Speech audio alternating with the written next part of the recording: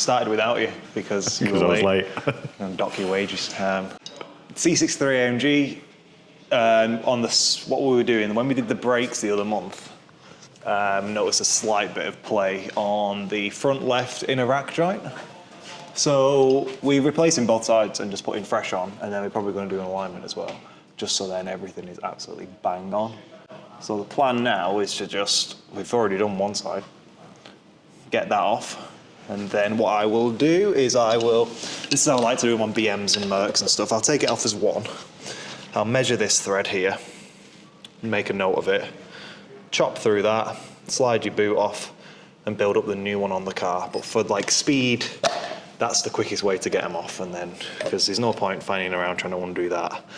We'll just do it like that. So that's the plan. We'll measure that, we'll get this one on the floor, measure that, and then we'll go from there, and we'll just write on it before we forget. So we'll go front, left, so then we know which one's front left and front right. Oh, that paint pen's not good anymore. So yeah, that's the plan. Just undo these, which are, this one was really heavily Loctited in.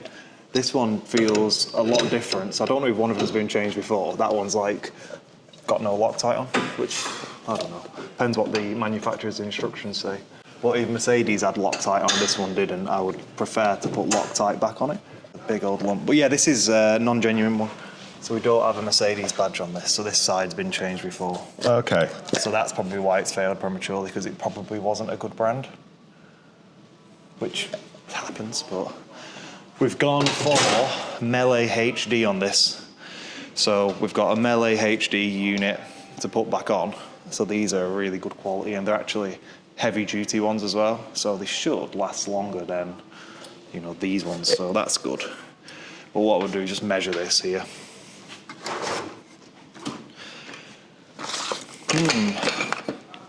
Little ruler, there we go.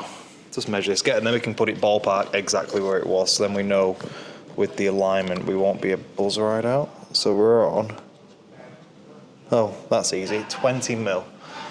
What shall I do? Shall I put it on my white? No, I'll do it on my phone. So front left, centimeters, 200 mil. Not 20 centimeters, 2 centimeters. You've been bush diving this morning.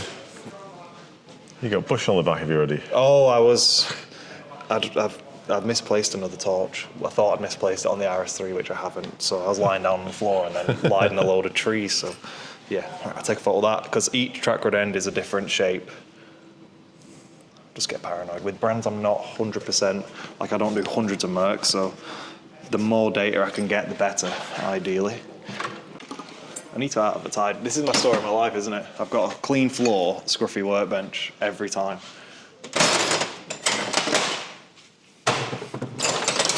What I might try and do is undo this, and then I won't have to chop it.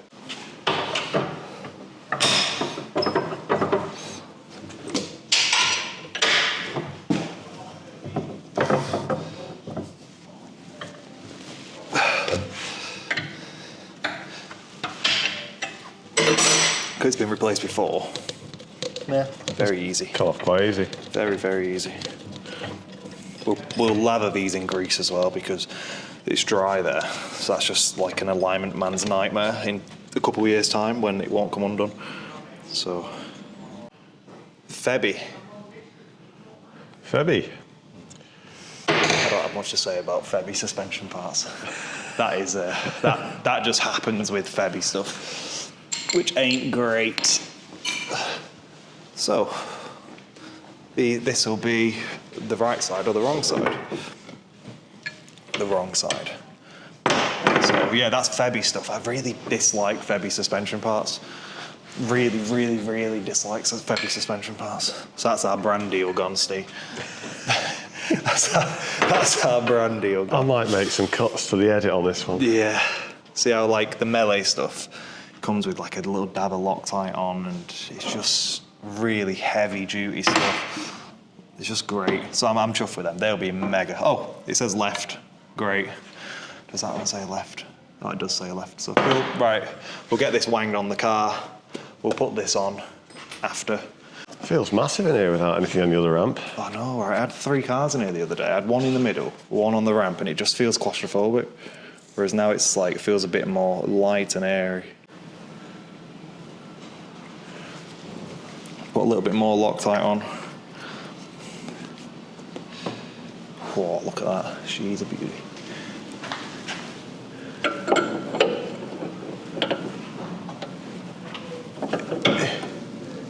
Bloody hell, they're stiff as.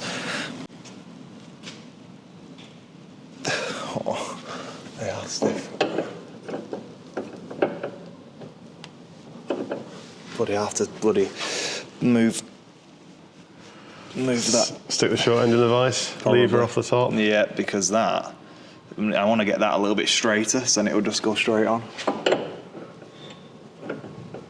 Because at the moment, that is just extremely tight. Right, yeah, let's put it in vise. Just try to get some movement out of that ball. Yep. There you go. There we go. Without damaging anything. There we go. We've got that's a stiff joint. That's probably why they last so long, these melee ones, because they're actually, tolerances are extremely tight.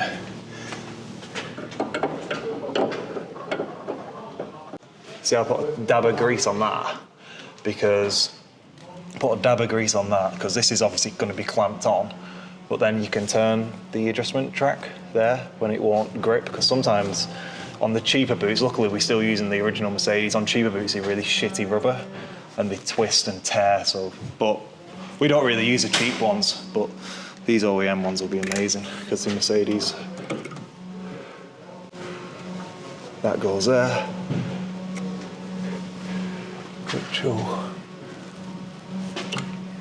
There we go, so see how it's free turning there.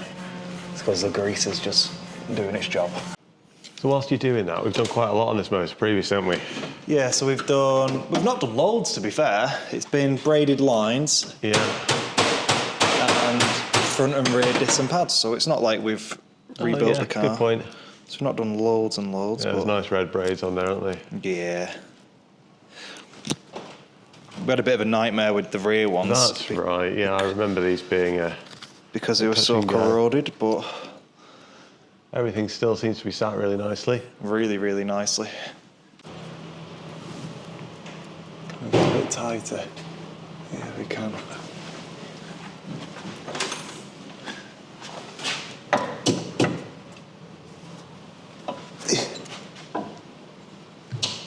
There we go.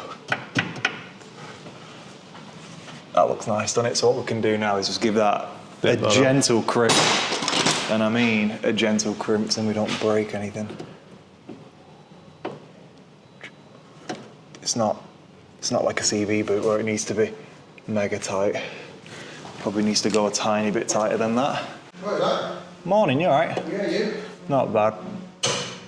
God, I didn't want to do that, which I've just done. Well, now you know what too tight feels like. Yeah. And it looks pretty. So, yep. I'll call that job done. The old pre-installation wiggle. Yeah. So you don't have to do this most of the time because you can sort of just thread them in and then use the leverage, but the arms are out in the way.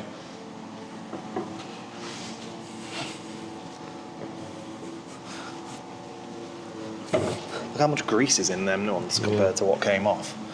Like, it's mental. Where's the Febby one? Like, just nowhere near as much. It's coated. This Merc one's still in good condition. That hardly has anything in. I don't know. Must be a tolerance issue. That's why they wear out quicker. Or it could have hit a curb. You don't know, do you? You don't know. He's never going to admit to hitting a curb, is he? No, it's interesting. I mean, these would typically wear in pairs, I guess, right? Like, No, it depends, really. Say if you live on a curb street, like you live in a terrace house and you bounce it up the left-hand side every day.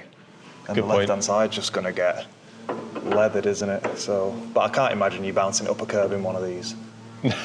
good point. But I don't know. It's always good practice to change pairs. Obviously, if it's a local commuter car, just scrimping through an MLT, we don't really do many of them cars anymore. But you can just get away with just doing one side, can't you? Yeah. But on a car like this, you're just best off doing it in a pair.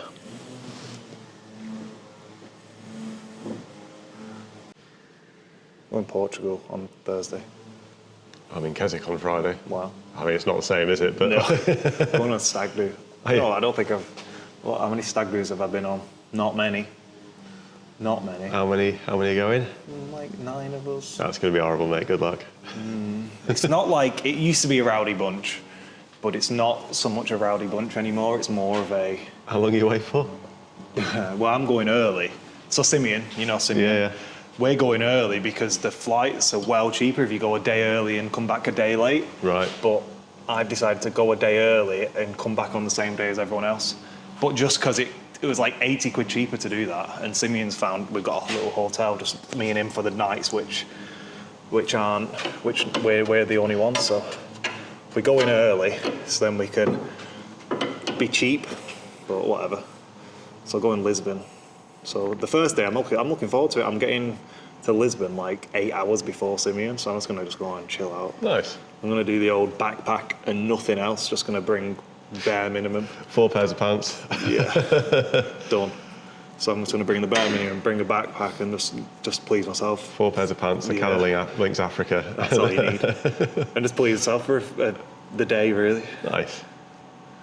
Oh, I love that. But like I say, the lad who's getting married used to be the crazy one at bunch, but he's proper calmed down, like proper calmed down. So We're all old now, mate. supposedly it's meant to be a good, like a pretty chill stag do. It's not meant to be rowdy, blah. Have you got any events, or is it just chilling and... Chilling, mostly. We're going on a catamaran, I think. Oh, I Nice. don't know if I paid for that, actually. I'd probably just be stood on my own because I didn't pay for it. But there've been orca attacks, haven't they, in Portugal? Fucking hell. Suppose we took a boat out, so I'm like, that's good. So I might never come back if that happens again. I've read Moby Dick, you'll be fine. I was like, oh, great, wonderful. But I don't know, we'll see. I don't really know, because I've been so busy here. I've had the group chat on mute, and any time they've asked me for money, I've just paid it, so I don't really know. I don't really know what I'm getting myself in for. But I'm sure I'll find out pretty quick. We'll get talk settings for that.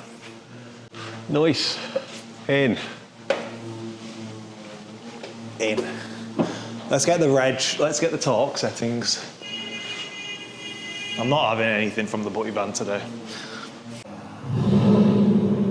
What's that? Sounds all right, doesn't That it? sounded fruity, didn't it?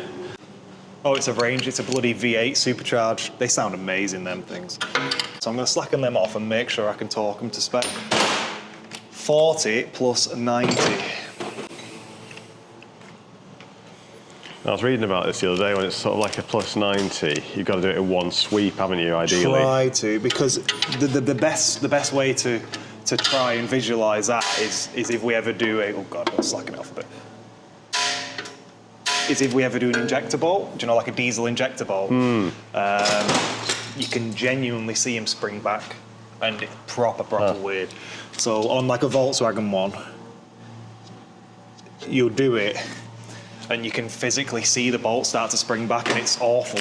It's awful. So you're just like, okay, I'm not touching that again, because if you do, it'll probably snap. Oh yeah.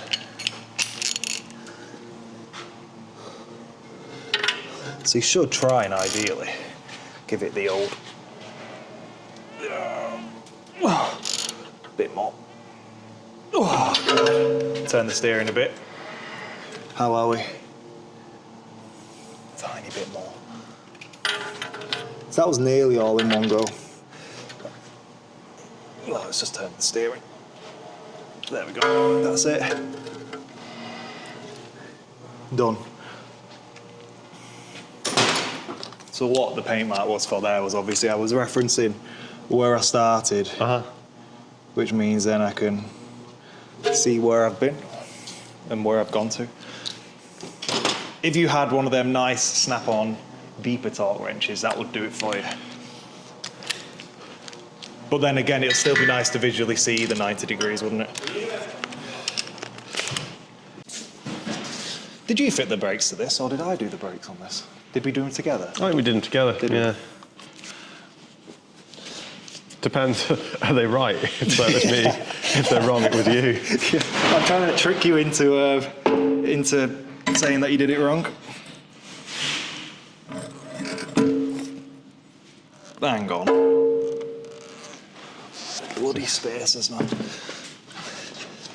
Spacers will be the death of all mechanics. There we go. They're magnetic? No, I don't know, they kind of like click in quite nicely, to be fair. It was a reassuring nice, yeah. click. The reason why this car's been in my garage so much is because the first time we went to do pads, the pads were wrong on the front, so I ended up doing the rears, and then it came back for the front disc pads. Then it came back for the braided lines, which we could only do the fronts at the time, and then it came back for the rear. So it's been a lot, but we've not actually done a lot.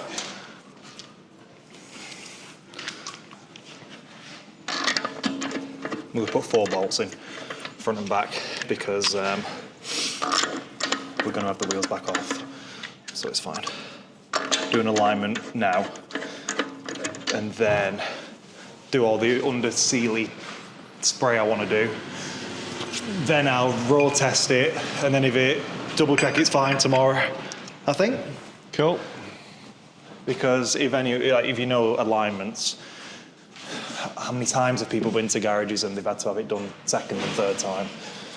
I'm actually quite good at not having to do it twice. Like, I've got my little process which I do, which, you know, to settle the car and make sure it all doesn't bind up. And alignment is just do your tyre pressures, or at least check they're equal, because obviously this customer cares about his car a lot, so I'm guessing he does his tyre pressures a lot. So we'll just double check. They're all where they should be. So obviously he's checking them. So we make sure they're all good.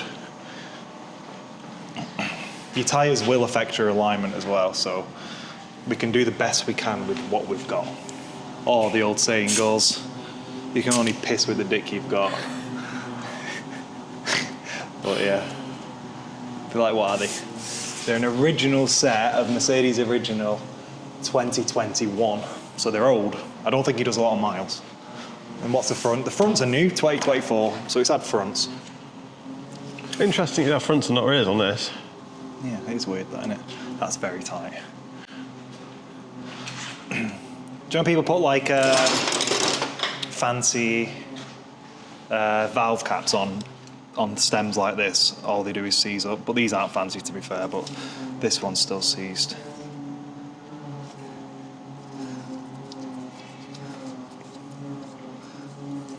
AliExpress logo one's on mine. You'll probably seized on. Nah, it'll be fine. How often do you check your tyre pressures? Before every big trip, to be fair. Do you actually? Yeah. What? To be fair, if I'm doing like more than an hour in the Berlingo, I'll do them. Yeah. But day to day, I don't. If I'm going, so I'll do them for the weekend, not just the lakes. This is a reminder to everyone to check your tyre pressures. I do lose pressure in one of them, like quite reliably as well. Like not loads. My Berlingo's the same. It has one which. Not enough to like bother changing it, but enough that I know I need to check it before a big trip. Oh, that's disappointing. It's always like this. What have you done that for? Cover it back up? Because I've got to put my alignment stands there. Oh, yeah. Very faint yellow marks on floor. I go over them once a week. Well, the patch is laser leveled to that. Oh, nice. But as you can see, this car's a lot longer than a Golf. So we just might have to quickly re-laser level it. But it probably will be okay, because this part of the floor, where the floor is, it's sort of in and around the area is all okay. But yeah. Oh. He doesn't want the cars too spicy, he said. So I've got a figure in my head. For example, if you're running a GC3 car on slicks, your toe settings are basically 2 mil out on the front, 2 mil in on the back. So if you use the theory of that, everyone's generic fast road setup is normally 1 mil in on back, 1 mil out on the front. So we're gonna, on a factory car, it's like 1 mil in all round. So we'll play in the realm of in between fast road and OE spec.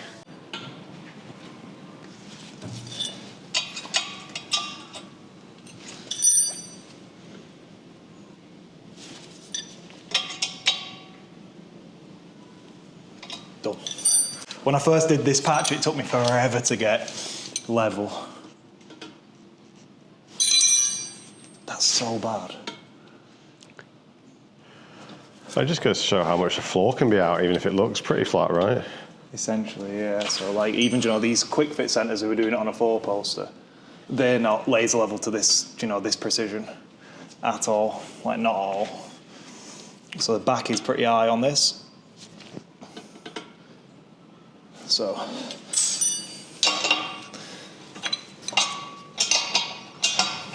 oh, it's too low, I mean, sorry. I get confused with which is high, which is low. That's because you've got to turn them the wrong way to extend the feet. Yep, essentially. Yeah, I know what you mean. So it sort of like really confuses you.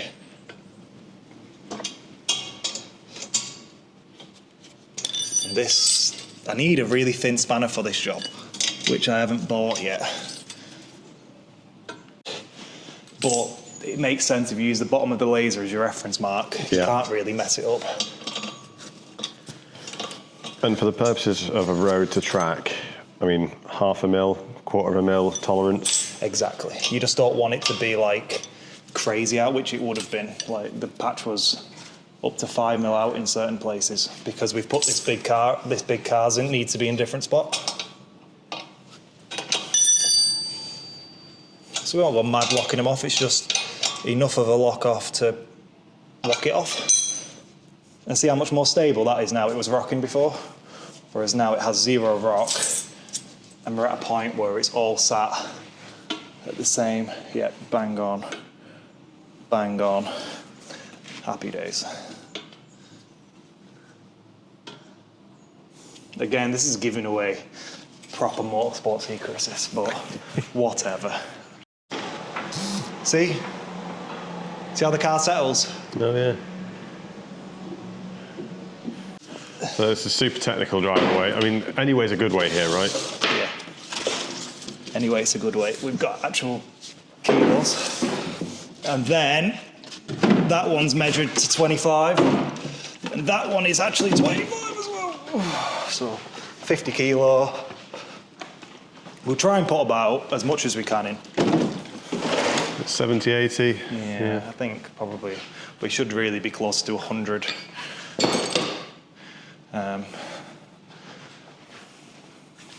But like I said, anything is better than new thing.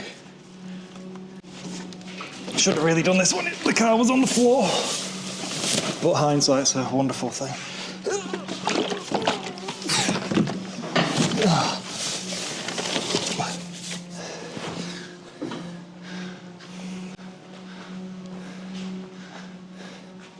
I need some kettlebells ideally for this, but my God, how expensive are weights?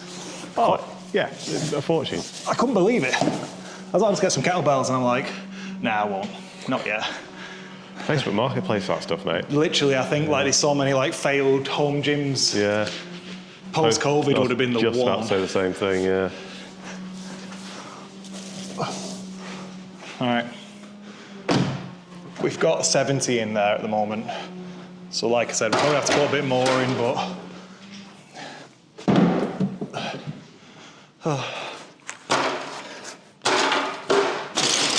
Out before you know it. So what I'll do is I'll basically drop everything into one timeline and then just start chopping as I go.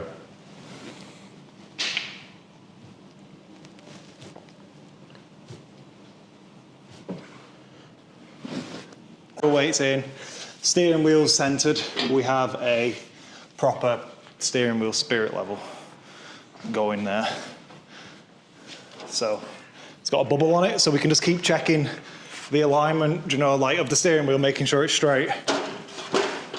So throughout this whole job now, every adjustment we make, we'll wiggle the steering wheel and make sure it's somewhat centered. But now this is the bad bit now, Steve. This is where it gets really long. What are we up to now? About an hour in? At least, yeah, at least. For the patch setup.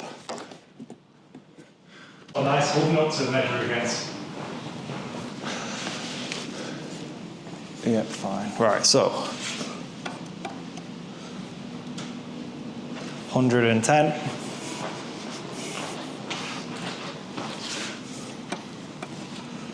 115.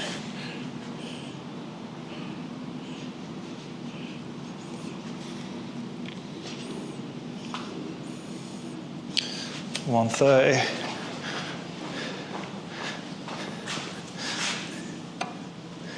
120. So 125 is the middle.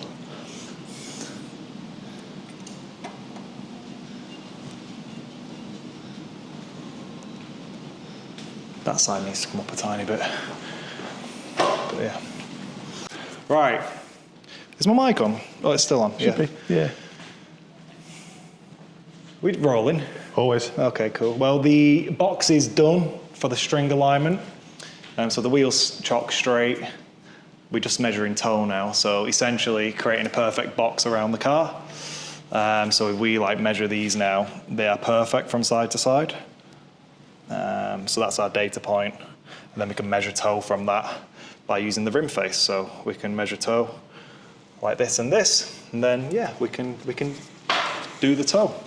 So that's the most important thing of an alignment is the prep. So we've spent a long time, probably about an hour now, you would say. Would you say it takes about an hour to flat patch the floor? To put the strings on and do your base measurements is about an hour to an hour and a half. So we can now do our proper measurements and do some adjustments if necessary. So we can do some baseline toe measurements and go from there, and hopefully it's not a million miles out and we can just get it on and gone. That'd be lovely, wouldn't it?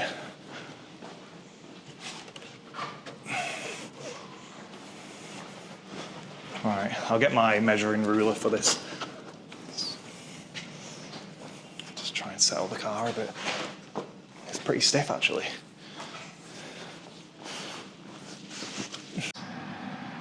So just so we're fighting over 0.25 of a mil. Yeah. Because it's got to be right. Yeah, so we're on just a smidge under 134 there for our box.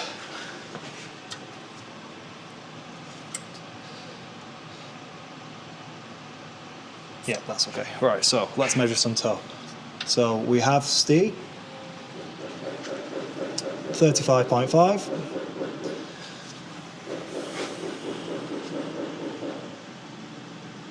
32. So we are towing in. 3.5. Thank you, Steve. There's quick maths. So that wheel is towing in mahusively. So then we can just measure this side. We have 26 and 39. So that is towing in horrendously. Oh, you can visually see it, can't you? Look how much toe in's on that. It's probably going to be hard to see on camera. Yeah, no, you But can. that's towing in huge. So that's fine. We can just adjust. So our baseline measurements didn't really do anything, did they? No. No. So we'll tow out that wheel. So because the rack is at the front, to tow this wheel out, we're going to have to extend, so loosen off the track rod to extend that wheel out to straighten the wheel up. So we'll just get a spanner. Like I said, for now, it's going to be very rough till we get a baseline. Once we've got a baseline, we can then really dial it in, make sure the car's 100% settled, dial it. But for now, you get it as much good as you can, give the steering wheel a wiggle, get it somewhat near, and then we'll fine tune it to a precision. So get the mat. And then, yeah, simply just loosen that up. So we're doing that now, and that's going to be pushing that front edge of the wheel out. So then it'll be towing it out. And if we get our ruler back, 36, 28, so it's going the right way. I guess we can see that on the on the little, the turn plate thing. Is it moving? Yeah, very slowly. Yeah. So that's one full turn again. Got 2 half turns, so 1 full. This is without settling the car. 34. 30. So we'll see how we're getting it somewhere near. What we'll have to do, because it's such a heavy car, it'd be beneficial to, once we've got it somewhat near, settle the car by ragging at the wheel a bit. So get the steering wheel, give it a good old shake, settle it again, measure again, just keep doing that until it's perfect. So for now, 32, 32. So for now, that'll do. Let's just call that 0 toe for now. Looks bang on. And what was this? This was 6.5. 35. Yeah, 2 mil the wrong 2 mil in. So we'll lengthen that again. So we'll give this a lengthen.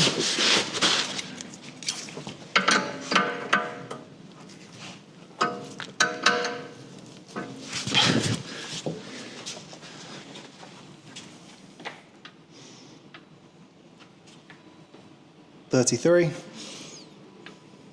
$34, so we've gone too far because that's now towing out 1 mil. So we know for a fact so half a turn is about 1 mil on this car. So that's fine. Which means it's 2 mil thread pitch, yeah? Yeah, we're done. So 2 mil thread pitch. So that is simply, we're just going to just fanny around now for 0 toe. So that's essentially how to do a tow and go on any car, any car. The setting I'm going to do it to, I don't know yet. I'll have a think, but that's basically how to do it. It's simple, isn't it? But it's a very long process to do it perfect. It's a thoughtful process. Very thoughtful, and obviously I just know the steps off by heart because I've done it a lot. But I learned how to do this when the first ever time I did it was when I was working for a Honda team in a series called Racing Hondas, which was only like 2-3 years ago. And Dave, the owner of that team at the time, he does so many alignments still at his workshop, and he had a nice little process. And then after that, I went to work for another company on TTs, do Airy Motorsport, massive name in the MQB world. And they did it a way which was a bit simpler, but also just as accurate. And yeah, so you can do things like, because obviously if your ruler's like this or like that, you're pretty screwed. So I've got a little spirit level that can go on here. Loads of tips and tricks to get it 100%, but I always rough it in. And then now I can just settle the car again, go around it, and just make sure it's bang on. The micro adjustments now. Anyone can get it to that level. It's the next bit to try and get it, because you just want to go down the road and you just want it to just be perfect, which is, it's really hard. It took a long time to get them right, but. So last we would have seen you, we were actually in the process of aligning. Yes. We dropped out before you gave away too much of the secret sauce. Yeah. How'd it go? It's done. It drives really well. It drives like a bullet, so that's good. Again, like I said, we really roughed it in, and then I went round and just did it 100% perfect.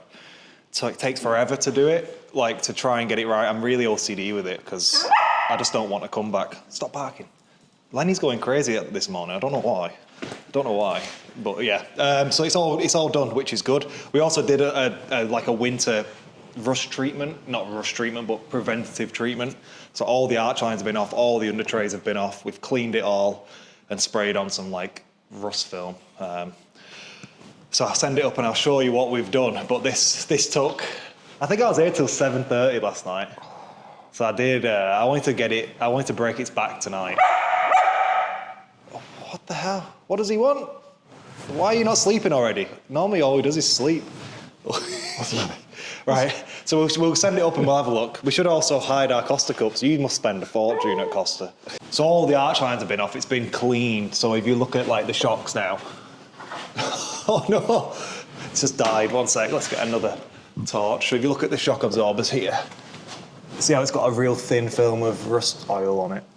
Lovely. All the subframes are all done. We've come to the back here.